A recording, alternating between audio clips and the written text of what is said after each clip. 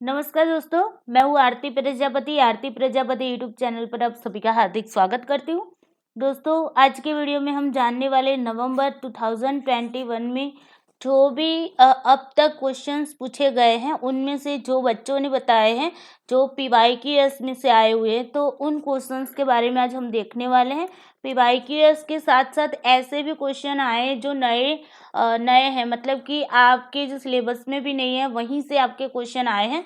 तो उन क्वेश्चंस को भी मैंने यहाँ पर लिया हुआ है। ओके, जैसे कि आज की ट्रेंड में देखा जाए तो आज का जो भी पेपर हुआ फर्स्ट शिफ्ट और सेकंड शिफ्ट में, तो वहीं पर कुछ नए नए क्वेश्चंस देखने को मिले हैं, तो उनको भी मैंने यहाँ पर इंक्लूड किया हुआ है। ओके, तो चलिए क्वेश्चन को शुरू करने से पहले आप सभी से रिक्वेस्ट है कि वीडियो को लाइक कर दो, अपने दोस्तों को शेयर कर दो, और इस चैनल को अगर आपने अभी तक सब्सक्राइब नहीं किया तो सब्सक्राइब कर लो, ताकि इस चैनल पर जो भी वीडियोस डाले जाते हैं, जो भी नोटिफिकेशन डाली जाती है, उसके बारे में आपको जानकारी समय से मिलती रहे। तो चलिए दोस्तों, चलते हैं क्वेश्चन की ओर। और आपको बेसिक से समझाऊंगी, मतलब जो भी क्वेश्चन है कैसे इसका आंसर आया, उसको मैं थोड़ा सा डीपली आपको पढ़ाने की कोशिश करूंगी। चलो, सबसे पहला क्वेश्चन है www फुल फॉर्म बताइए। ओके, ये क्वेश्चन आया हुआ है। तो यहाँ पर www का फुल फॉर्म था वर्ल्ड वाइड वेब। ओके, तो यहाँ पर आपका D is the correct answer. उसके बाद देखिए, क्वेश्चन नंबर 2 कह रहा है, यहाँ पर हम क्वेश्चन नंबर लिख देते हैं। ओके, क्वेश्चन नंबर ये आपका पीवाईक्यूएस है। ओके, मतलब प्रीवियस ईयर का क्वेश्चन है ये। यहाँ पर अजर्सन और रीजन वाला क्वेश्चन है। तो अजर्सन कह रहा है कि शिक्षण अधिगम प्रणाली को प्रभावी होने के लिए ये सावधानी पूर्वक योजनाबद्ध, पर्याप्त रूप से कार्यान्वित और समुचित रूप से मूल्यांकित होनी चाहिए। ओके, शिक्षण अधिगम प्रणाली जो है, ओके, टीचिंग लर्निंग सिस्टम है, वो कैसी होनी चाहिए? योजनाबद्ध होनी चाहिए। बिल्कुल सही बात है ना। उसका हम क्या करते हैं, आप लोगों ने अगर मेरे वीडियोस देखे होंगे तो उनको पता होगा कि भाई हमने बताया था कि जो टीचिंग के स्टेजेस होते हैं, ओके, तो अलग अलग स्टेजेस में, मतलब कि टीचिंग की जो प्रोसेस होती है उसके 3 स्टेज होते हैं। एक तो आपका होता है प्री एक्टिव स्टेज होता है। ओके, उसके बाद इंटरएक्टिव होता है। ओके, इंटरएक्टिव होता है, और उसके बाद आपका आता है post active test active stage. Okay, तो ये 3 स्टेज होते हैं। यहाँ पर क्या होता है कि हम पहले लेसन प्लान बनाते, क्या बनाते हैं? लेसन प्लान बनाते, और सारी योजना बनाते कि हम क्लासरूम के अंदर क्या पढ़ाने वाले।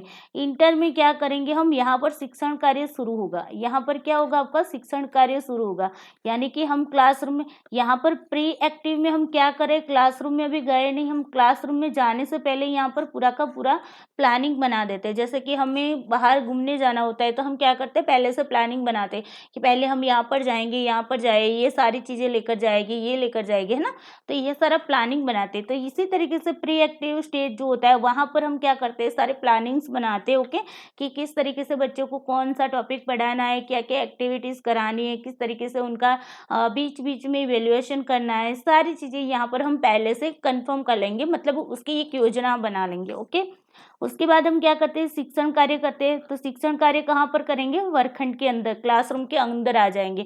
अब क्लासरूम के अंदर आकर हम शिक्षण कार्य करते हैं। ओके, शिक्षण कार्य के अंदर हम बच्चों को पढ़ाएंगे, समझाएंगे, सिखाएंगे, एक्टिविटीज करवाएंगे, बीच बीच में क्वेश्चंस करेंगे। ओके, क्वेश्चन करके ये जानेंगे कि उनको कितना आया, कितना समझ में आया है, कितना नहीं आया है। अगर नहीं समझ में आया तो उसमें सुधार करने की कोशिश करेंगे।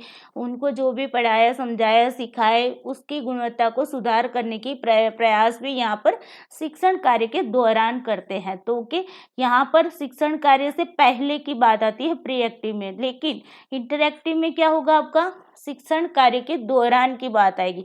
अब उसके बाद क्या होता है? शिक्षण कार्य के बाद हम क्या करते हैं? पोस्ट एक्टिव स्टेज पर आ जाते हैं। पोस्ट एक्टिव स्टेज में क्या होगा? हम इवेल्युएशन करेंगे। क्या करेंगे? इवेल्युएशन करेंगे बच्चों का, मतलब कि उनका टेस्ट लेंगे। ओके, या तो फिर हम जैसे कि एग्जाम ले लेते हैं। तो ये सारा कहाँ पर आ जाएगा? आपका पोस्ट एक्टिव टेस्ट में आ जाएगा। ओके, स्टेज में आ जाएगा, सॉरी।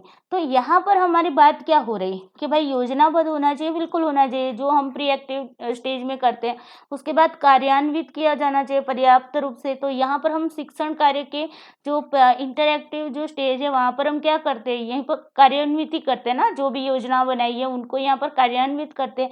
समुचित रूप से मूल्यांकित होनी चाहिए। पोस्ट एक्टिव स्टेज में क्या करते हैं भाई, इवेल्युएशन करते हैं, मूल्यांकन करते हैं। बिल्कुल सही बात है ये तो, ओके। तो यहाँ पर असर्शन आपका सही है।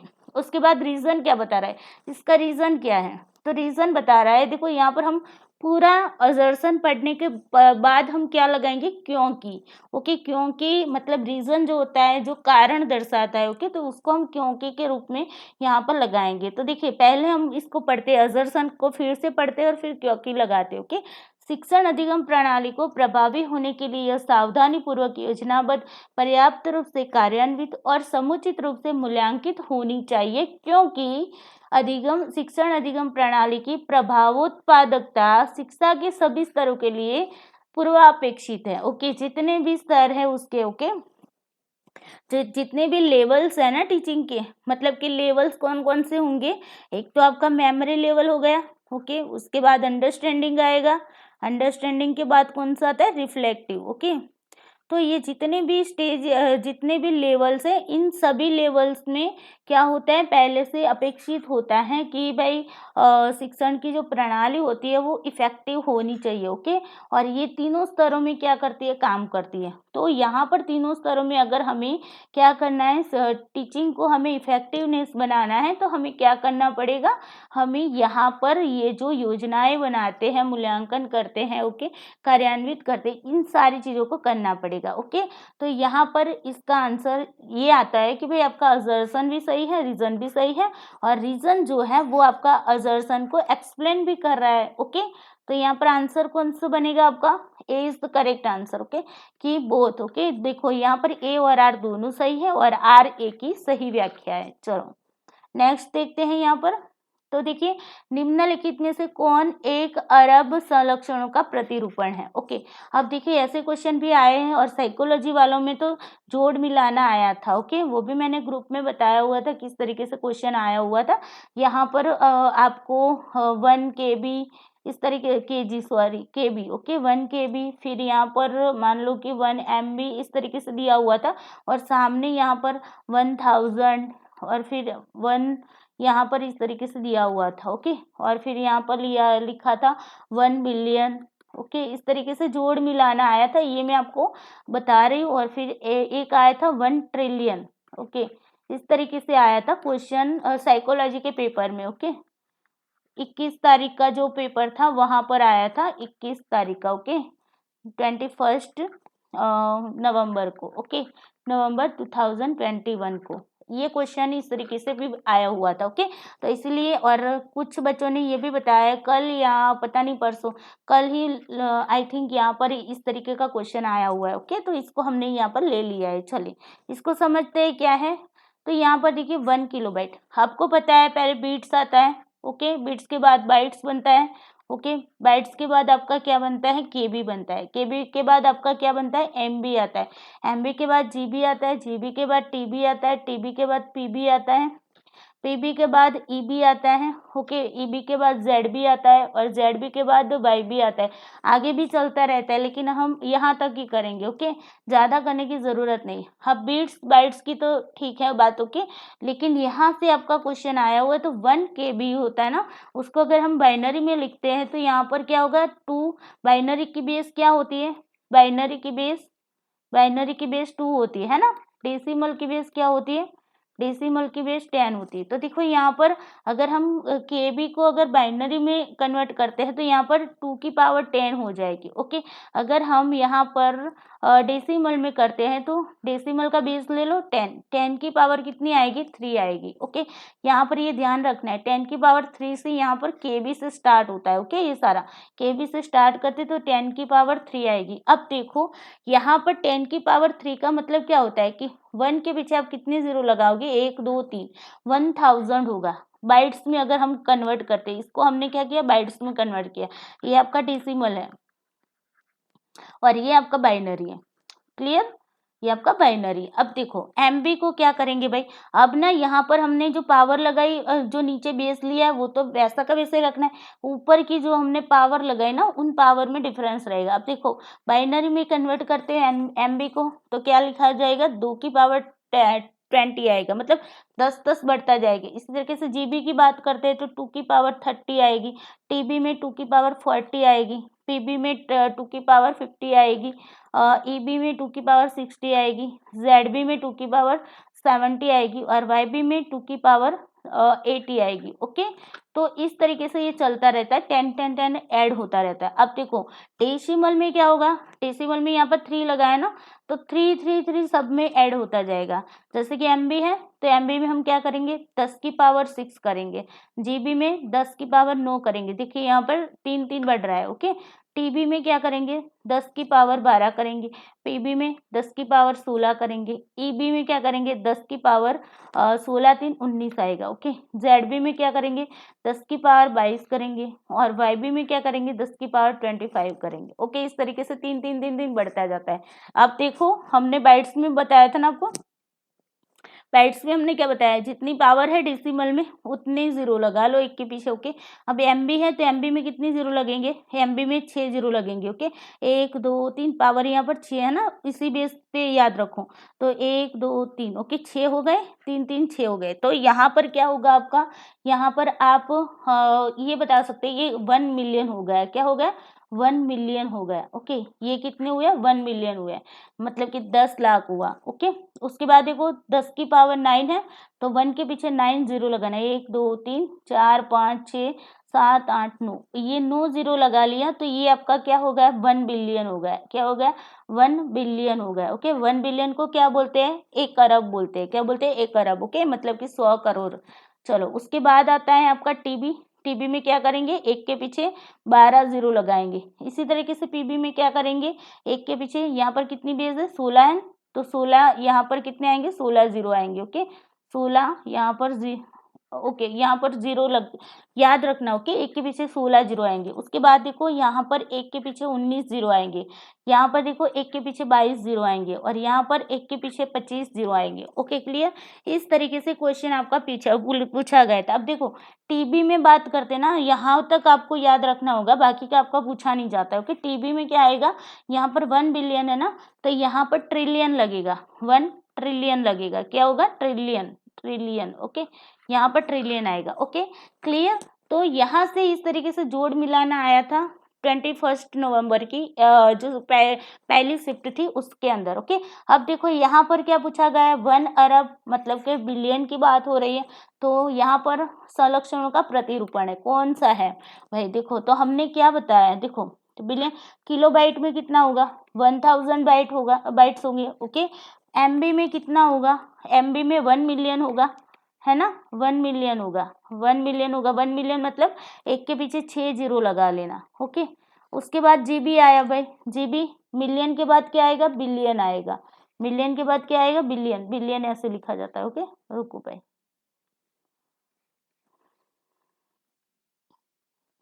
मिलियन के बाद क्या आता है, बिलियन आता है। Okay, billion.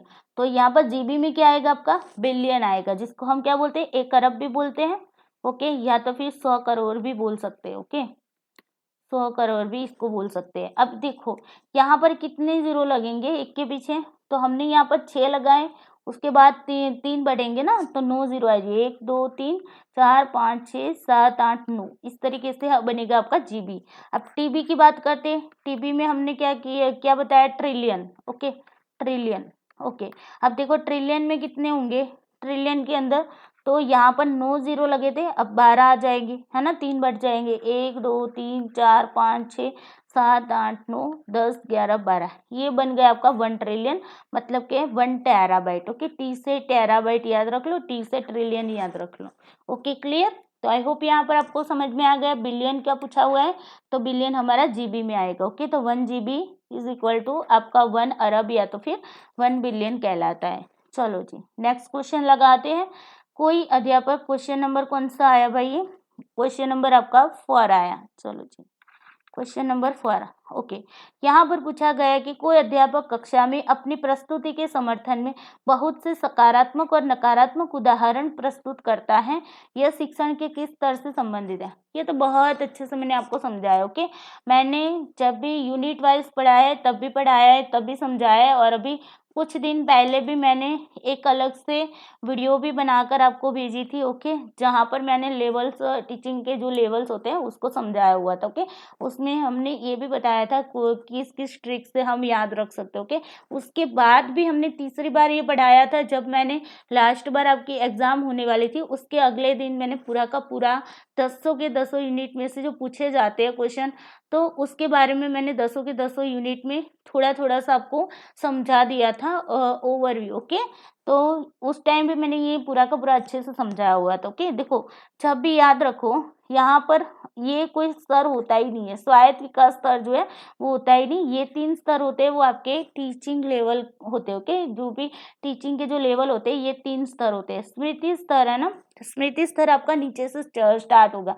यहाँ पर हम समझते हैं मेमोरी लेवल। ओके, ये क्या है, मेमोरी लेवल। मेमोरी लेवल जो है उनका वो जो मॉडल है उसका प्रतिपादक कौन थे, हर्बर्ट थे। कौन थे, हर्बर्ट थे। ओके, अब देखो ये प्राथमिक कक्षा के जो बच्चे होते हैं वहां पर ये लागू होता है। ओके, प्राथमिक कक्षा पर लागू होता है। ओके, और यहाँ पर बच्चे कैसे होंगे, शिशु अवस्था में होंगे, शिशु अवस्था में। ओके, उसके बाद यहाँ पर आता है आपका अंडरस्टैंडिंग।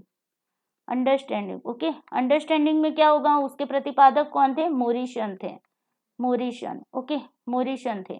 अब देखो मोरिशन थे अब यहाँ पर जो भी लेवल होगा, कौन सी कक्षा होगी, तो यहाँ पर माध्यमिक कक्षा के बच्चे आ जाएंगे। ओके, माध्यमिक कक्षा के बच्चे आ जाएंगे, और वो बच्चे कैसे होंगे, बाल्यावस्था में आएंगे, बाल्यावस्था में। ओके, उसके बाद आगे चलते हैं रिफ्लेक्टिव लेवल पर आते हैं। रिफ्लेक्टिव लेवल में क्या होगा भाई, यहाँ पर उनके प्रतिपादक कौन है, रिफ्लेक्टिव लेवल के मॉडल जो है उसके प्रतिपादक है हंट। ओके, अब देखो ये कौन से लेवल पर आएंगे, तो ये आपके हायर एजुकेशन में आएंगे, उच्च कक्षा में आएंगे। ओके, उच्च शिक्षा के कक्षा में आ जाएगी। ओके, जो भी आप कॉलेज वगैरह करते हैं वहां पर आ जाएगा। अब यहाँ पर बच्चे कैसे होंगे भाई, किशोरावस्था में आ जाएंगे। कौन सी अवस्था में, किशोरावस्था में। क्लियर, यहाँ तक क्लियर। फिर मैंने आप लोगों को ये भी बताया था कि यहाँ पर आपको शब्दों को पकड़ना है, तो कैसे पकड़ोगे, तो मेमोरी में हमने बताया था याद रखना। ओके, स्मरण, प्रत्यास्मरण। ओके, मैं सारा लिखती नहीं बोल रही हूँ, ओके, आप समझ लेना। स्मरण, प्रत्यास्मरण, उसके बाद है क्रम में लगाना। ओके, व्यवस्थित क्रम में लगाना, क्रम में लगाना, फिर व्यवस्थित करना, ये सभी आता है, व्यवस्थित करना, क्रम में लगाना, फिर पहचानना। ओके, पहचानना, चीजों को पहचानने की बात आती है। ओके, तो ये सारे वर्ड्स आपके किस में आते हैं, मेमोरी में आते हैं। ओके, सबसे निम्न स्तर माना जाता है इसको, क्या माना जाता है, सबसे निम्न स्तर माना जाता है। उसके बाद आते हैं अंडरस्टैंडिंग लेवल पर। अंडरस्टैंडिंग लेवल में क्या होगा, यहाँ पर अवधारणाएं होंगी। ओके, अवधारणाएं क्लियर की जाएगी। ओके, अवधारणाएं समझाने के लिए मतलब कॉन्सेप्ट क्लियर किया जाएगा। अब देखो बेसिक कॉन्सेप्ट जो क्लियर किया जाता है, यहाँ पर हम क्या करेंगे, एग्जाम्पल देंगे।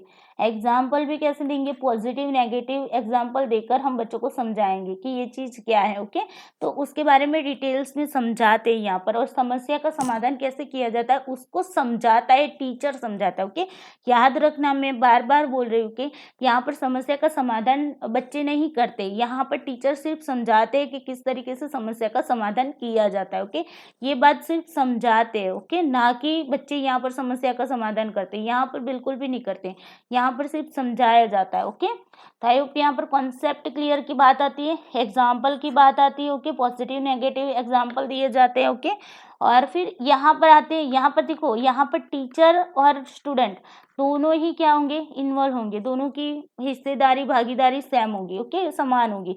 जबकि मेमोरी लेवल में क्या होगा, मेमोरी लेवल जो होता है वो टीचर सेंटर्ड होता है। ओके, मतलब यहाँ पर टीचर ही सक्रिय रहता है, जो स्टूडेंट होते हैं वो क्या होते हैं, निष्क्रिय रहते हैं। ओके, स्टूडेंट को सिर्फ जो भी पढ़ाया समझाया सिखाया जाता है, स्टूडेंट वही पढ़ते समझते सीखते हैं। ओके, बाकी उनकी कोई भी सक्रियता नहीं होती है। ओके। हाँ, जबकि अंडरस्टैंडिंग लेवल में टीचर और स्टूडेंट दोनों ही समान रूप से सक्रिय हो जाएंगे, ओके। अब देखो रिफ्लेक्टिव में क्या होता है, यहाँ पर समस्या समाधान किया जाता है। क्या किया जाता है, समस्या का समाधान किया जाता है, इसीलिए यहाँ पर समस्या केंद्रित ये लेवल जो है ना उसको समस्या केंद्रित लेवल भी बोला जाता है। क्या बोला जाता है, समस्या केंद्रित लेवल। यहाँ पर क्या होता है, यहाँ पर बच्चा खुद से कार्य करेगा, स्वतर्क करेगा, स्वचिंतन करेगा, ओके, खुद से सारा कुछ करेंगे, ओके। जो भी समस्या होगी उसको सॉल्व भी खुद से करेगा, स्वचिंतन करेगा, स्वतर्क करेगा, स्वालोचना करेगा, ओके। जहाँ पर स्व शब्द मिल जाए ना तो वहां पर रिफ्लेक्टिव लगा लेना, ओके। स्वालोचना करेगा बच्चा, ओके। यहाँ पर बच्चा सक्रिय होगा, मतलब स्टूडेंट सेंटर हो जाएगा। ये क्या होगी, स्टूडेंट केंद्रित बन जाएगा, ओके। स्टूडेंट केंद्रित ये लेवल बन जाएगा, ओके, क्लियर।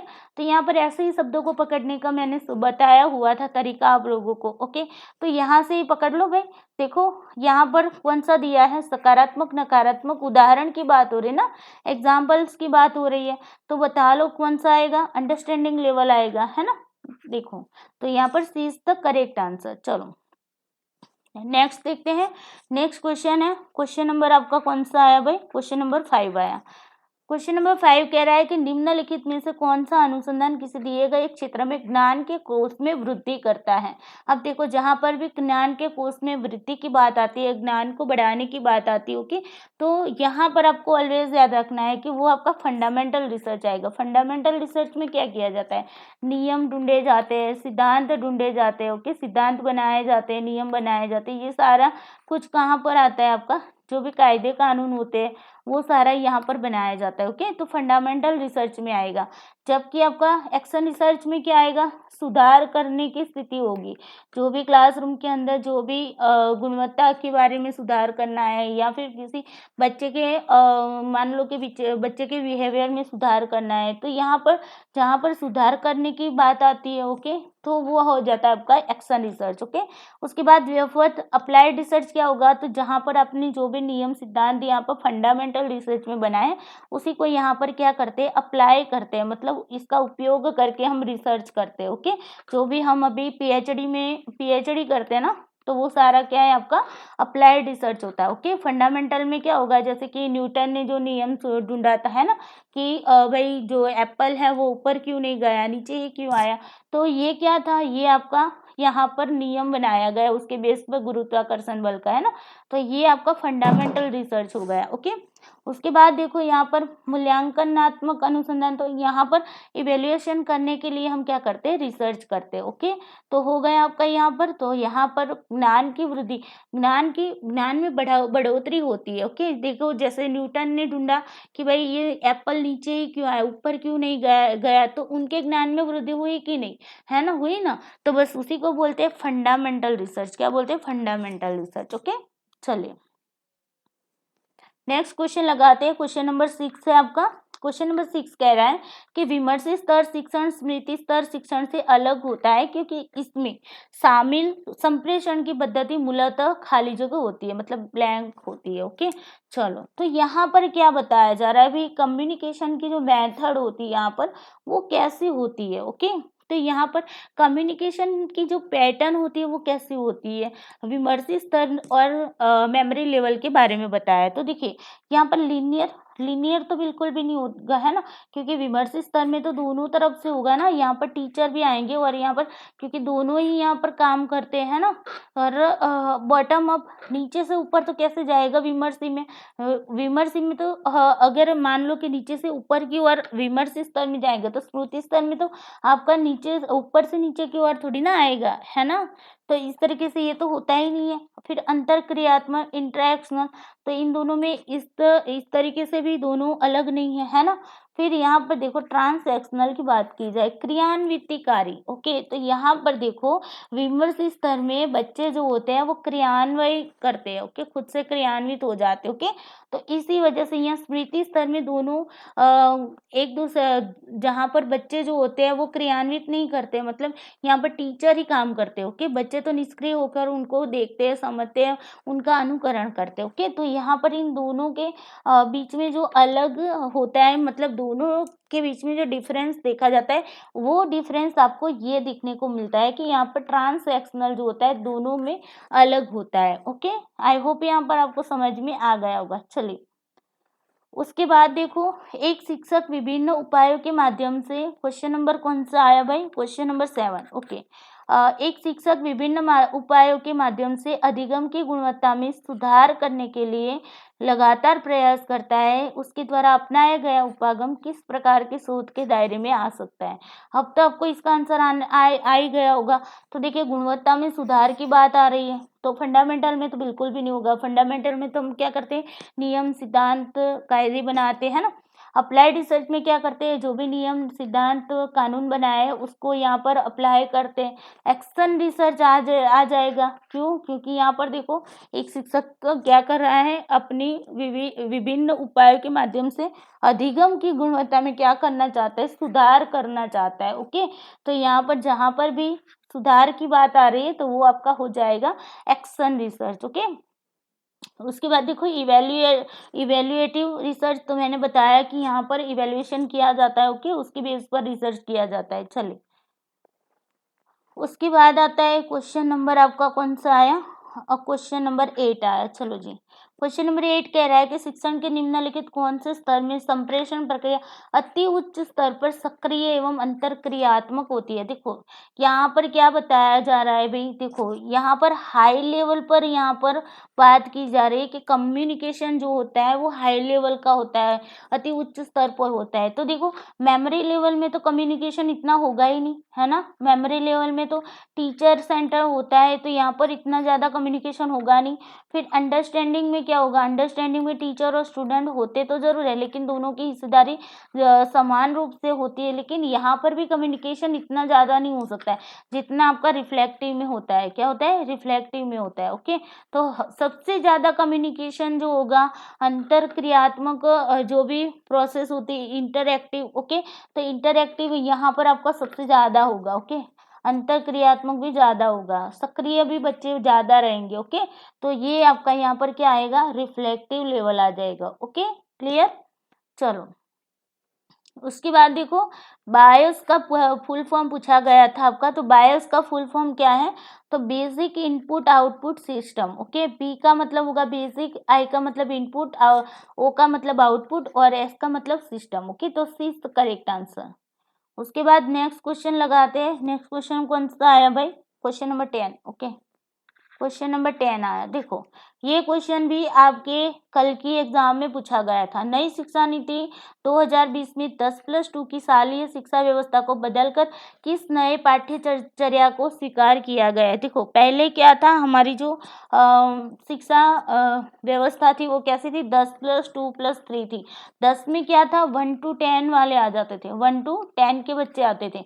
और +2 में क्या आते थे, 11 and 12 वाले आते थे। और 3 में क्यों कौन से आते, कॉलेज लेवल के जो भी बच्चे होते हैं वो आते थे। ओके, अभी इस सिस्टम को चेंज कर दिया गया, जो भी आपकी शालेय शिक्षा है उसको चेंज किया गया। शालेय शिक्षा में क्या, स्कूलिंग शिक्षा जिसको बोलते हैं ना, स्कूल एजुकेशन सिस्टम है, उसमें चेंज किया गया। उसमें क्या चेंज किया गया, तो यहाँ पर आपको पहले 5, फिर 3, फिर 3, फिर 4। यहाँ पर 5 का मतलब क्या होगा, तो यहाँ पर 5 का मतलब होगा कि जो भी बच्चे होंगे 5 साल तक के, मतलब कि 3 साल से लेकर 3, 4 और 5, 3 से 5 वाले जो बच्चे होंगे, 3 से लेकर 5 साल के बच्चे होंगे, उनको 3 साल का एजुकेशन दिया जाएगा। और फिर +1 and 2 क्लास वाले बच्चे इनमें आ जाएंगे। ओके, मतलब 5 ईयर यहाँ पर हो गए। फिर 3 ईयर में क्या आएगा, 3, 4, 5 वाले बच्चे आएंगे। ओके, उसके बाद 3 में क्या आएगी, 6, 7, 8 वाले बच्चे आएंगे। और 4 में क्या आएगा, 9, 10, 11 और 12 वाले बच्चे आएंगे। इस तरीके से यहाँ पर ये पूरी योजना बनाई गई। ओके, तो 5 + 3, यहाँ पर देखो 3, यहाँ पर 3, ओके, प्लस यहाँ पर 4। ओके, इस तरीके की स्कूल एजुकेशन सिस्टम में चेंज किया गया। ओके, तो यहाँ पर आंसर क्या आएगा, 5 + 3 + 3 + 4। ओके, चलिए नेक्स्ट क्वेश्चन है आपका क्वेश्चन नंबर 11। क्वेश्चन नंबर 11 कह रहा है कि बढ़ते हुए मेमोरी एक्सेस टाइम के आधार पर निम्नलिखित कंप्यूटर मेमोरी का सही क्रम पहचाने। देखो, कम से अधिक की ओर जाना है, बढ़ते हुए मतलब कि छोटे से बड़े की ओर जाना है। तो सबसे पहले आपकी मेमोरी जो होती है उसमें क्या आती है, पहले रजिस्टर आती है। ओके, पहले क्या आती है, रजिस्टर मेमोरी आती है। देखो, उसके बाद आपकी क्या आती है, कैच मेमोरी आती है, कैच मेमोरी। ओके, मेमोरी के बारे में भी मैंने वीडियो बनाया हुआ है, तो आप लोग एक बार देख लेना। कैच मेमोरी के बाद आपका क्या आएगा, मेन मेमोरी आएगी। ओके, मेन मेमोरी जिसको जो है उसको हम बोलते हैं रैम बोलते हैं। क्या बोलते हैं, रैम। रैम का फुल फॉर्म क्या है, रैंडम एक्सेस मेमोरी। उसके बाद आती है आपकी secondary memory, secondary memory. Okay, secondary memory जो है, ओके, इस तरीके से ये बनता है। ओके, तो यहाँ पर सबसे स्पीड, अगर स्पीड में अगर पूछा जाए तो भी ये रजिस्टर आएगी। ओके, और बढ़ते क्रम में इसको लगाना है तो रजिस्टर, रजिस्टर के बाद कैश मेमोरी, कैश मेमोरी के बाद मेन मेमोरी, और उसके बाद आपकी आएगी सेकेंडरी मेमोरी। ओके, तो यहाँ पर सीक्वेंस में लगाना था आपको, तो सबसे पहला रजिस्टर आता है तो उसको हम ए में आ जाएगा आपका, ए पहले आएगा, उसके बाद आपका आएगा कैच मेमोरी डी, और उसके बाद आएगा आपका मेन मेमोरी बी, और उसके बाद आपका सेकेंडरी मेमोरी सी आ जाएगा। Okay, ADBC. तो एडीबीसी कहाँ पर है, B is the correct answer. Okay, clear. चलो जी, आगे देखते हैं क्वेश्चन नंबर आपका, क्वेश्चन नंबर 12। चलिए, क्वेश्चन नंबर 12 कह रहा है कि भाई ध्वनि शाश्वत है क्योंकि वह उत्पन्न होती है। अब देखो यहाँ पर कौन सा हेतुवाभास है, तो हेतुवाभास में देखो, विरोधी हेतुवाभास में क्या होगा कि जो भी हेतु होता है ना, वो क्या होता है, उसका जो भी साध्य होता है उसके विरोध में चला जाता है। देखो, यहाँ पर शाश्वत का मतलब क्या होगा, शाश्वत का मतलब होता है कि जो कंटिन्यूस चलता रहता, मतलब कि जो कभी रुकता ही नहीं है, जिसका कोई अंत नहीं होता है। ओके, और उत्पन्न का मतलब क्या होता है, उत्पन्न, जो चीजें उत्पन्न होती है ना वो खत्म हो जाती हैं, जो भी चीजें। ओके, अगर मैंने कुछ भी ध्वनि भी निकाली, निकल कर खत्म हो गई, मतलब कि जो भी चीजें उत्पन्न होगी वो चीजें सारी क्या हो जाएगी, उसका एंड आ जाएगा। ओके, मतलब उसका अंत होता है। शाश्वत का मतलब जिसका अंत ही नहीं है ना। तो यहाँ पर दोनों विरोध में चल रहा है ना, दोनों के दोनों क्या है, विरोध में चल रहा है, इसीलिए यहाँ पर कौन सा हेतुवाभास हो रहा है, विरुद्ध हेतुवाभास हो रहा है। ओके, चलो जी, और इसके बारे में अगर डिटेल्स में जानकारी चाहिए तो मेरी यूट्यूब चैनल पर जाइएगा, प्लेलिस्ट में जाइएगा, वहाँ पर लॉजिकल रीजनिंग का आपको फोल्डर मिल जाएगा, वहाँ पर आपको सारा समझाया हुआ है लॉजिकल रीजनिंग के अंदर। ओके, चलो जी, नेक्स्ट क्वेश्चन लगाते हैं, क्वेश्चन नंबर 13। क्वेश्चन नंबर 13 कह रहा है जोड़ मिलाई भी। ये क्वेश्चन ना हर एक शिफ्ट में, आई थिंक मोस्टली शिफ्ट में आया हुआ क्वेश्चन। ओके, तो यहाँ पर आपको लगाना है, या तो यहाँ से आपको सीक्वेंस में लगाना आएगा, या तो फिर ऐसे जोड़ मिलाना आएगा। ओके, तो यहाँ पर देखो, हेतु सबसे पहले हम सीक्वेंस में लगाते हैं तो सबसे पहले आपका प्रतिज्ञा आता है। ये ना आपके क्या है भाई, अनुमान के जो 5 अवयव है उसकी बात है, किसके, अनुमान के 5 अवयव हैं।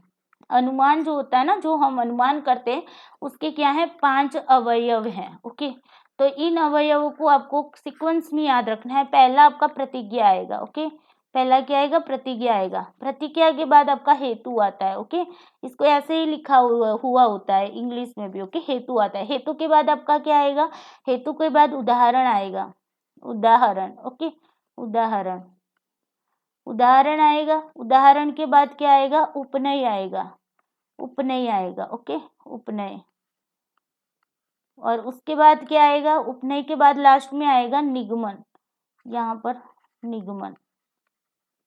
ओके, निगमन। अब देखो यहाँ पर क्या होता है, प्रतिज्ञा। तो मैं अगर ये बता दूं कि भाई पर्वत के उस पार आग है, क्या है, पर्वत के उस पार आग है, तो या तो फिर हम ये भी बता सकते हैं उस पर्वत पर आग है। तो ये क्या कर दिया मैंने, प्रतिज्ञा बताई। ओके, मैंने एक अनुमान लगाया कि भाई पर्वत के उस पार क्या है, आग है। अब मान लो कि मैंने आपको ये बताया कि पर्वत के उस पार आग है, तो आप बोलोगे कि ऐसे कैसे पता चलेगा कि पर्वत के उस पार आग है, आपके पास कोई प्रूफ है? तो मैं बताऊंगी, क्योंकि देखो मैं यहाँ पर हेतु का मतलब होता है कारण, रीजन देती हूँ मैं यहाँ पर। ओके, इसका रीजन बताती हूँ। तो कारण क्या बताऊंगी, कारण ये बताऊंगी क्योंकि वहां पर धुआं है, क्योंकि वहां पर धुआं, कहाँ पर, पर्वत पर धुआं है। ओके, तो यहाँ पर पहले मैंने बताया कि पर्वत पर आग है, आपने पूछा क्यों है, तो मैंने बोला क्योंकि वहां पर धुआं है। ओके, अब आप बोलोगे ऐसे मैं कैसे मान लूं कि धुआं है तो आग है, तो फिर मैं क्या करूंगी, उदाहरण दूंगी, आपको एग्जाम्पल दूंगी। अब एग्जाम्पल में क्या बताऊंगी कि जहां जहां धुआं होता है वहां वहां आग होती है। एग्जाम्पल में क्या बताऊंगी, जहां जहां धुआं होता है वहां वहां आग होती है। ओके, जैसे कि रसोई घर में जहां जहां धुआं होता है वहां वहां हमने आग देखी थी।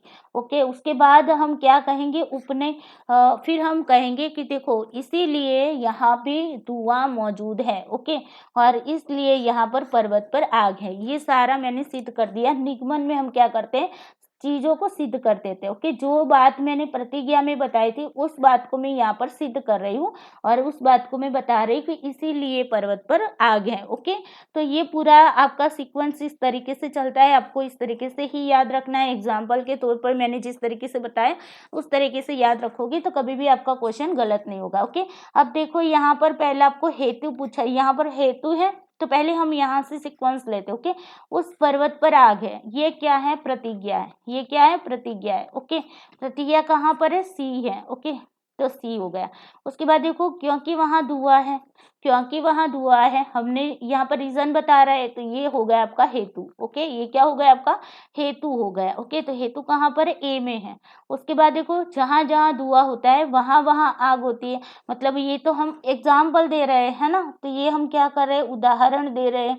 उदाहरण कौन से नंबर पर है यहाँ पर, उदाहरण डी में है। ओके, चलो जी, यहाँ भी धुआं मौजूद है, मतलब उपनय कर रहे हैं हम, यहाँ भी बता रहे हैं कि देखो यहाँ पर भी धुआं मौजूद है। ओके, तो ये कहाँ ऊपर है, उपनय आपका बी में है। ओके, उसके बाद देखो इसीलिए पर्वत पर आ गए, इसीलिए पर्वत पर आ गए, हमने सिद्ध करके बता दिया। ओके, तो ये क्या हो गया, निगमन हो गया, हमने निगमित कर दिया, हमने बता दिया, सिद्ध कर दिया कि हाँ देखो इसीलिए यहाँ पर आ गए। ओके, तो यहाँ पर ई आएगा, तो CADBE। ओके, CADB यहाँ पर ऐसे नहीं चलेगा, हम यहाँ पर देखते हैं 2। ओके, ए में 2 है, फिर बी में कौन सा है, बी में 4 है, 2 4 उसके बाद देखो बी के बाद सी में 1 है। ओके, 1, उसके बाद ABC, फिर डी में आ गया आपका 3।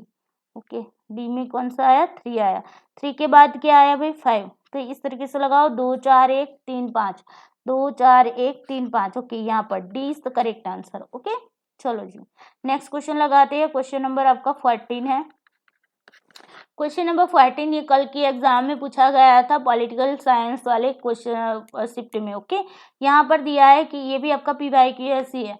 हर्ट को हम SQPMZ के रूप में लिखा जाता है, तो अर्थ को किस तरह लिखा जाता है। अब देखो यहाँ पर HEART है। ओके, यहाँ पर SQPMZ है। अब देखो H की जगह S है, E की जगह पर Q है, A की जगह पर P है, R की जगह पर M है, T की जगह पर Z है। ओके, यहाँ पर देखो EARTH, अर्थ। अब देखो क्या करेंगे, E की जगह पर क्या रखा है, E की जगह पर Q रखा है, तो लिख दो Q। A की जगह पर क्या लिखा है, P लिखा है, P लिख दो। R की जगह पर क्या लिखा है, M लिखा है, M लिख दो। T की जगह पर क्या लिखा है, Z, तो लिख दो Z। Z की जगह पर क्या, सॉरी H की जगह पर क्या लिखा है, S, तो यहाँ पर लिख दो S। ओके, तो इस तरीके से बनेगा QPMZS, तो QPMZS B is the correct answer. Okay, clear, बहुत इजी क्वेश्चन था कल का। चलो जी, उसके बाद आपका क्वेश्चन आता है, ये क्वेश्चन नंबर कौन सा है भाई, ओके 15 आया। चलो जी, क्वेश्चन नंबर 15 कह रहा है कि निम्नलिखित में से कौन सी शोध प्रक्रिया पराविधेयात्मक उपागम के अंतर्गत आती है, पोस्ट पॉजिटिविस्टिक में आती है। अब देखो पोस्ट पॉजिटिविस्टिक क्या होता है भाई, तो यहाँ पर क्वालिटेटिव रिसर्च होता है। अब देखो आपके दिमाग में आ गया होगा, क्वालिटेटिव रिसर्च जो होता है उसकी जो भी विशेषता है, ये सारी विशेषता आपको यहाँ पर देखने को मिलेगी। ओके, पोस्ट पॉजिटिविज्म में।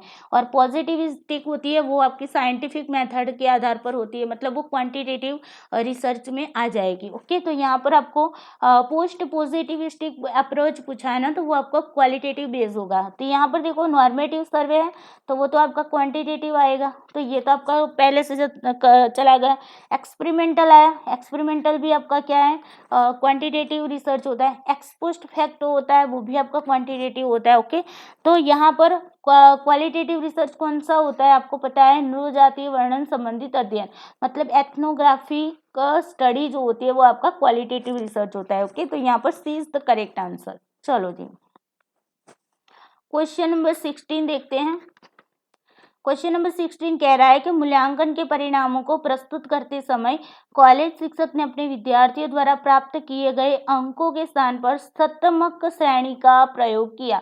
इस प्रकार के मूल्यांकन को क्या कहा जाता है? देखिए समझिए, यहाँ पर परसेंटाइल रैंक की बात की गई। ओके, इसके रिलेटेड भी मैंने शॉर्ट वीडियो बनाया हुआ था। ओके, यहाँ पर देखो क्राइटेरियन रेफरेंस होता है ना टेस्ट, क्राइटेरियन रेफरेंस टेस्ट में क्या होगा, क्राइटेरिया तय किया जाएगा। जिस तरीके से आप ना स्कूल में पढ़ते थे तब आपके स्कूल में होगा कि भाई 33% अगर लाए तो आप पास हो गए, है ना। तो ये क्राइटेरिया तय किया गया कि भाई इतनी क्राइटेरिया में आप आएंगे तो आप पास हो जाएगी। तो यहाँ पर बच्चों की कंपेयर नहीं की जाती, यहाँ पर बच्चों की कंपेयर नहीं की जाती। जबकि नॉर्म रेफरेंस टेस्ट होता है तो वहाँ पर क्या होता है, यहाँ पर आपका जो भी होता है परफॉर्मेंस देखा जाता है, मतलब कि एक ग्रुप बी ग्रुप से कितना ज़्यादा अच्छा है या बुरा है, मतलब कि यहाँ पर कंपेयर किया जाता है, दोनों के बीच में तुलना की जाती है। ओके, और यहाँ पर क्या होता है कि यहाँ पर क्राइटेरिया नहीं होता है, बट यहाँ पर नॉर्म्स बनाए जाते हैं कि भाई आपको इतने परसेंटाइल लाने होंगे। ओके, मतलब कि जैसे कि हमारी यूजीसी नेट की एग्जाम होती है ना, यूजीसी नेट के एग्जाम में क्या होता है, वो नॉर्म रेफरेंस टेस्ट के बेस पर होता है। ओके, वहां पर आपको पता है आपको परसेंटाइल रैंक दिए जाते हैं, अगर आपको पता हो तो, है ना। तो ये क्या होता है, वो आपका नॉर्म रेफरेंस टेस्ट होता है। और क्राइटेरियन की बात करें तो आपकी पीएचडी की एंट्रेंस एग्जाम होती है ना, पीएचडी की एंट्रेंस एग्जाम, तो उसमें क्या होता है आपको पता है ना कि 50% लाना होगा। तो ये क्या क्राइटेरिया तय किया हुआ है, तो ये आपका क्राइटेरियन रेफरेंस होगा। नॉर्म में क्या होगा, यहाँ पर परसेंटेज होगी, यहाँ पर क्राइटेरियन में क्या होगा, परसेंटेज होगा। जबकि नॉर्म रेफरेंस टेस्ट में क्या होगा भाई, यहाँ पर कंपेयर की जाती है, एक बच्चे की दूसरे बच्चे के साथ कंपेयर की जाती है। तो यहाँ पर परसेंटाइल रैंक दिए जाते हैं, क्या किया जाता है, परसेंटाइल रैंक दिए जाते हैं, रैंक दिए जाते हैं कि भाई आप कौन से क्रम में आए हो। ओके, ये बताया जाता है परसेंटाइल रैंक में। अगर मान लो कि 1000 बच्चे अगर पास हुए हैं, अगर आपका 40 मान लीजिए कि 95 परसेंटाइल आए हैं, तो मतलब कि यहाँ पर 1000 बच्चे पास हुए ना, तो उसमें आपका रैंक कौन सा होगा, 950वां नंबर आपका होगा। ओके, इसका मतलब ये होता है कि आप 950वें रैंक पर आए हैं। ओके, मतलब कि आपसे आपके पीछे 950वां रैंक नहीं, मतलब यहाँ पर आप ना 51 के रैंक में आएंगे, 51 नहीं आएगा, 50 और हाँ 51 नंबर के रैंक पर आप आए। ओके, आपके पीछे 949 बच्चे जो हैं वो आपके पीछे है, ये बताया जाता है। ओके, अगर आपके 95 परसेंटाइल आते हैं तो। ओके, अब देखो फॉर्मेटिव में क्या होगा, फॉर्मेटिव जो होता है वो आपका रचनात्मक कहलाता है, जहाँ पर हम शिक्षण कार्य के दौरान जो जो बच्चों को पढ़ाते समझाते सिखाते हैं उस टाइम हम कोई एक्टिविटीज कराते हैं, कोई क्वेश्चन बीच बीच में पूछते हैं और उसके द्वारा हम जो इवेल्युएशन करते हैं उसको फॉर्मेटिव बोलते हैं। ओके, समेटिव में क्या होगा, जब भी हम पूरा शिक्षण कार्य कंप्लीट करवा देते हैं और उसके बाद जो भी टेस्ट लेते हैं, जो भी एग्जाम लेते हैं, तो वो सारा आपका किस में आ जाएगा, समेटिव में आ जाएगा। ओके, फॉर यहाँ पर समेटिव में क्या देखा जाता है, परफॉर्मेंस देखा जाता है। क्या देखा जाता है, परफॉर्मेंस देखा जाता है कि परफॉर्मेंस। ओके, परफॉर्मेंस देखा जाता है कि बच्चे ने कितना अचीव किया है। ओके, जबकि यहाँ पर ये परफॉर्मेंस नहीं देखा जाता, लेकिन बच्चे कैसे सीख रहे हैं, बच्चे को बीच बीच में कौन कौन सी दिक्कतें आ रही, ये सारी चीजें हमें फॉर्मेटिव में पता चलता है। ओके, चलो जी, तो यहाँ पर हमें परसेंटाइल रैंक की बात की है, तो हमने क्या बताया कि नॉर्म रेफरेंस टेस्ट होता है, उसमें हम परसेंटाइल की बात करते हैं। ओके, तो 20 तक करेक्ट आंसर। उसके बाद देखते हैं क्वेश्चन नंबर 17 की, ये आज की एग्जाम में आया हुआ है। आज कौन सी डेट है, 24 नवंबर है। ओके, तो आज की एग्जाम में आया हुआ क्वेश्चन है। यहाँ पर देखो 6, उसके बाद 4, उसके बाद 2.5, उसके बाद 1.5। ओके, अब यहाँ पर क्या हो रहा था भाई, यहाँ पर अगर हम देखते हैं तो यहाँ पर आपको कुछ नहीं करना था। यहाँ पर देखो 1 + 0.5 0.5 बढ़ाते जाना था। ओके, देखो यहाँ पर 0.5 बढ़ाया तो कितने होंगे, 1.5 हुआ। ओके, यहाँ पर आ गए 1.5। 1.5 के में प्लस करके हमें यहाँ पर क्या करना है, 0.5 बढ़ा दो इसके अंदर तो कितने आ जाएंगे, 1 आ जाएगा। ओके, इज इक्वल टू कितने होंगे, 1.5 + 1 कितने होंगे भाई, 2.5 हुए। ओके, ये 2.5 यहाँ पर आ गए।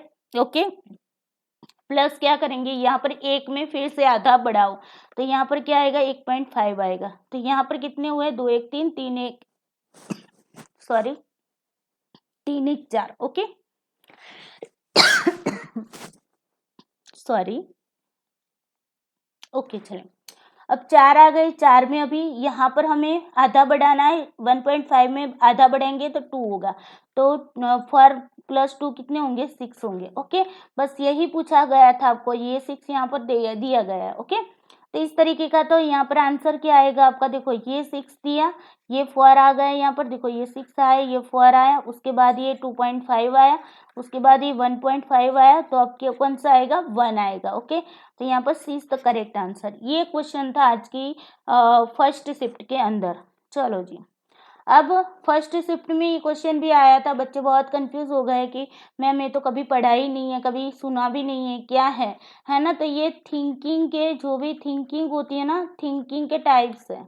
ओके, और ये साइकोलॉजी सब्जेक्ट से आपका क्वेश्चन उठाकर डाला हुआ है, थिंकिंग के टाइप से। और यहाँ पर क्या होता है, किसी भी समस्या होती है ना, उसको सॉल्व करने के लिए हम 6 वे का यूज करते हैं। क्या करते हैं, 6 वे का यूज करते हैं, मतलब 6 तरीके से हम समस्या का समाधान कर सकते हैं, समस्या का समाधान ढूंढ सकते हैं। ओके, 6 तरीके से। तो यहाँ पर ये जो 6 तरीका है ना, उसको हैट के रूप में यहाँ पर प्रस्तुत किया गया है, और हैट में भी अलग अलग कलर दिए हुए हैं। ओके, तो यहाँ पर टोटल आपके 6 हैट दिए गए हैं। ओके, हैट का मतलब आपको पता है ना, इस तरीके की हैट आती है, अगर मूवी वगैरह में अगर आपने देखी होगी तो, है ना।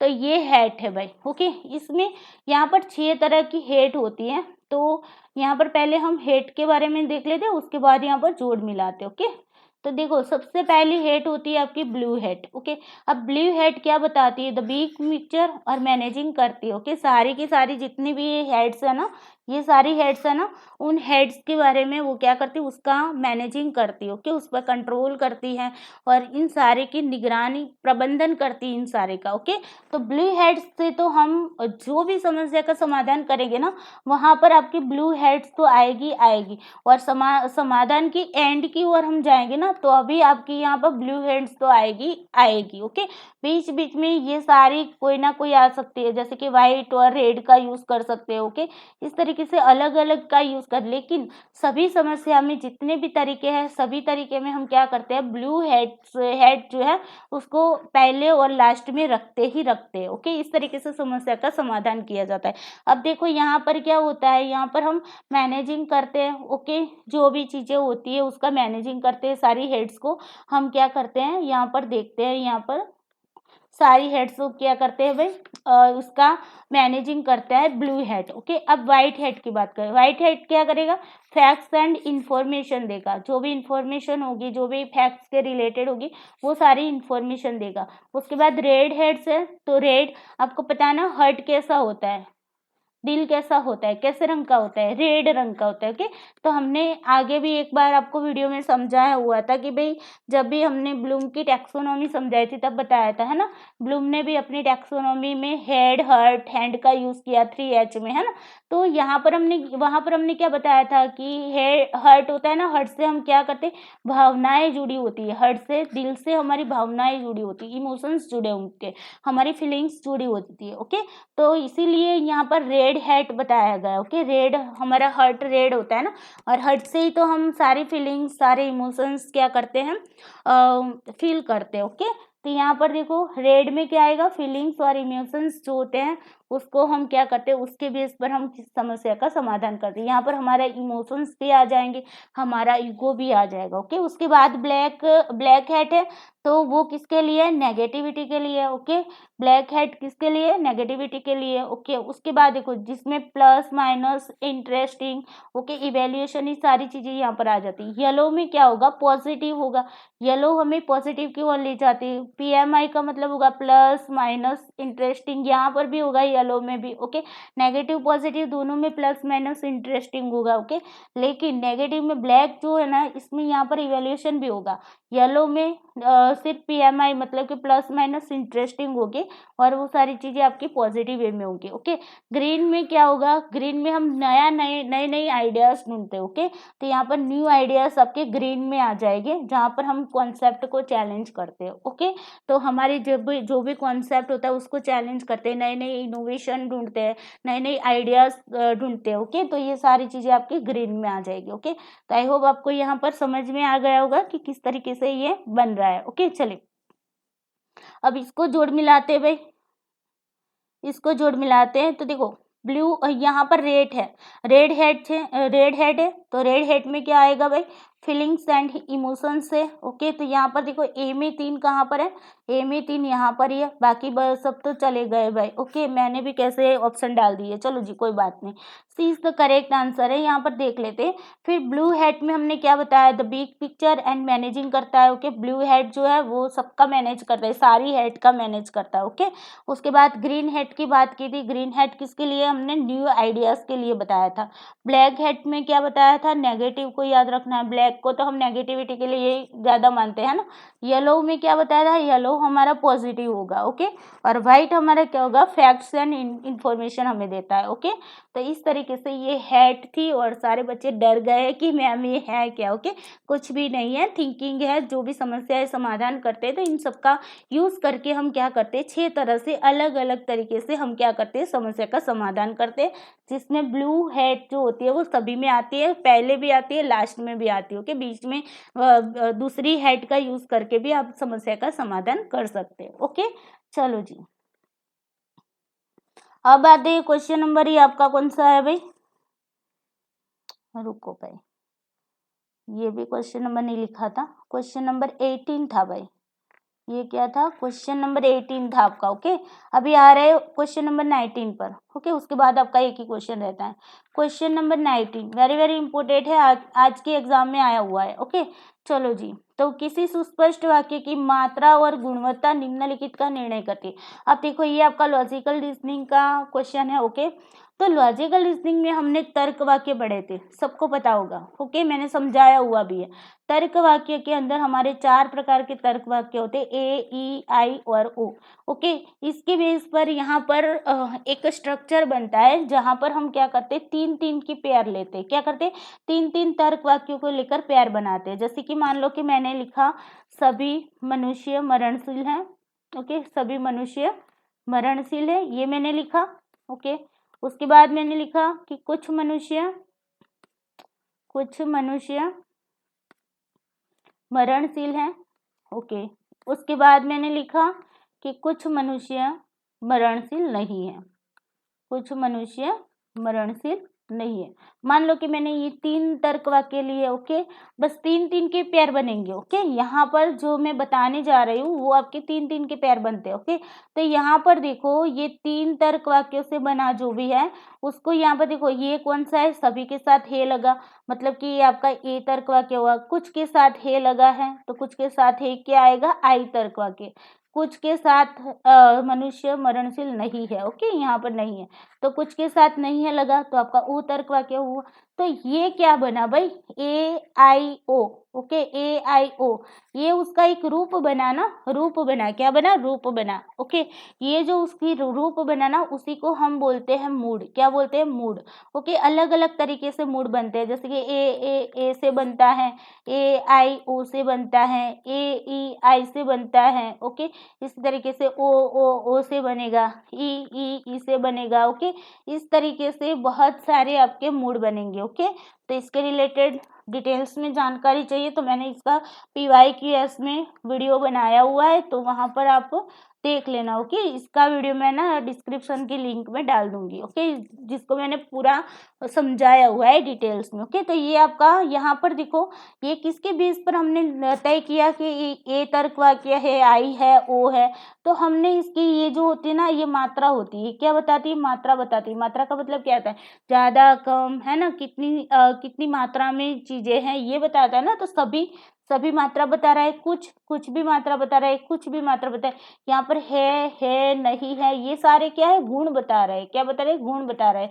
मतलब कि पॉजिटिव है या नेगेटिव है, गुण बता रहे हैं। ओके, तो हमने किसके बेस पर तय किया कि ये उसका रूप है? तो हमने यहाँ पर मात्रा और गुण के बेस पर तय किया। ओके, तो यहाँ पर बात यही हो रही थी कि मात्रा और गुणवत्ता निम्नलिखित का निर्णय करते। किसका निर्णय करते? मूड का निर्णय करते। ओके, अवस्था, जिसको हम अवस्था बोलते हैं या तो फिर मूड बोलते हैं। ओके, चलो जी, उसके बाद देखते हैं क्वेश्चन नंबर 20, लास्ट क्वेश्चन है, I hope.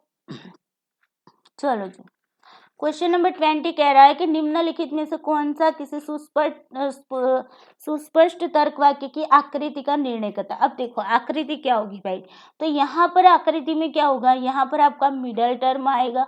Okay, middle term के बाद आपका मेजर टर्म आएगा। ओके, मेजर टर्म के बाद माइनर टर्म आएगा। इसी क्वेश्चन को मैंने समझाया हुआ है, इसके भी एक ही मूड और फिगर जो है ना, दोनों के दोनों एक ही वीडियो में समझाया हुआ, तो उसकी डिस्क्रिप्शन में लिंक में डाल दूंगी। ओके, अभी आपको सिर्फ समझाती हूँ कि आकृति किस तरीके से बनती है। ओके, एक आकृति बनती है आपकी पहले इस तरीके से, यहाँ पर आपका मिडल टर्म आएगा, यहाँ पर भी आपका मिडल टर्म आएगा। ओके, मिडल टर्म के बेस पर हम आकृति तय करते हैं कि भाई हाँ, यहाँ पर किस तरीके, ये जो होता है यहाँ पर आपका इस तरीके का बनता है, उसके बाद इस तरीके का बनेगा, जहां पर क्या होगा, जो भी मिडल टर्म होगा ना आपका इस तरीके का बनेगा। उसके बाद देखो इस तरीके से। ओके, यहाँ पर कोने कोने में मिडल टर्म आएगा। ओके, उसके बाद आपका मिडल टर्म इस तरीके से बनेगा, यहाँ पर एम आएगा, एम का मतलब है मिडल टर्म। ओके, मध्यम पद जिसको बोलते हैं, और उसके बाद आता है आपका इस तरीके का। ओके, यहाँ पर जहां पर भी कोना बन रहा है ना, वहां पर मिडल टर्म बनेगा।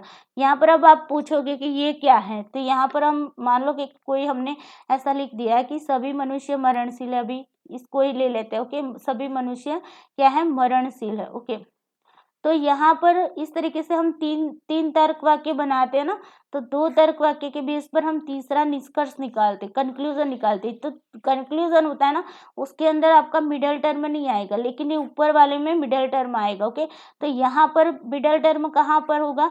तो यहाँ पर होगा। अब देखो यहाँ पर मिडल टर्म है, तो उसके सामने यहाँ पर मिडल टर्म होगा। तो अब हम यहाँ पर मान लो कि हम ये लिख सकते हैं कि सभी मरणशील अब इसके अलावा हम क्या ले सकते हैं? मान लो कि सभी राम मरणशील व्यक्ति, चलो यहाँ पर राम मरणशील व्यक्ति है, इस तरीके से लिखते हैं। ओके, व्यक्ति है, तो देखो यहाँ पर क्या हुआ भाई, ये मरणशील हुआ, ये मरणशील हुआ। ओके, अब देखो ये आपका उद्देश्य पद हो गया, ये आपका विधेय पद हो गया। इसके बेस पर हम क्या कह सकते हैं कि राम जो है वो मनुष्य व्यक्ति है, राम मनुष्य व्यक्ति है। इस तरीके से हम कुछ भी बना सकते हैं। ओके, इस तरीके से हम कुछ भी बना सकते हैं। तो यहाँ पर देखा जाता है कि भाई जो मध्यम पद होता है वो आपके पहले और दूसरे तर्क वाक्य में पहली आकृति होती है, तो यहाँ पर आएगा। ओके, विधेय के स्थान पर आएगा, और यहाँ पर उद्देश्य के स्थान पे दूसरी तर्क वाक्य में जो आधार वाक्य भी बोला जाता है, उसमें क्या आएगा भाई? आपका उद्देश्य के स्थान पर आएगा। ओके, इस तरीके। फिर उसके बाद यहाँ पर देखते हैं, तो यहाँ पर देखो मिडल टर्म कहाँ चला जाएगा? तो मिडल टर्म जिस तरीके से हमने यहाँ लिखा ना, तो उसी की जगह पर यहाँ और यहाँ आ जाएगा। ओके, यहाँ पर मिडल टर्म दोनों एक जैसे एक ही जगह पर आएंगे। फिर यहाँ पर देखो यहाँ से यहाँ है, तो दोनों विधेय के स्थान पर आएगा। ये आपका विधेय का स्थान होता है इस तरफ। ओके, ये विधेय का होता है, ये उद्देश्य का होता है। इस तरीके से याद रखो, ये उद्देश्य का, ये विधेय का। ओके, तो पहली आकृति में क्या होगा? पहली आकृति में मिडल टर्म जो है पहली लाइन में विधेय में आ जाएगा, और दूसरी लाइन में उद्देश्य में चल जाएगा। दूसरी फिगर में क्या होता है? दूसरी फिगर में जो भी मिडल टर्म होता है वो दोनों ही दोनों ही लाइन के अंदर क्या होगा, उद्देश्य के स्थान पर आएगा। और तीसरी फिगर में क्या होगा कि दोनों ही मिडल टर्म है, दोनों लाइन में विधेय के स्थान पर आ जाएंगे।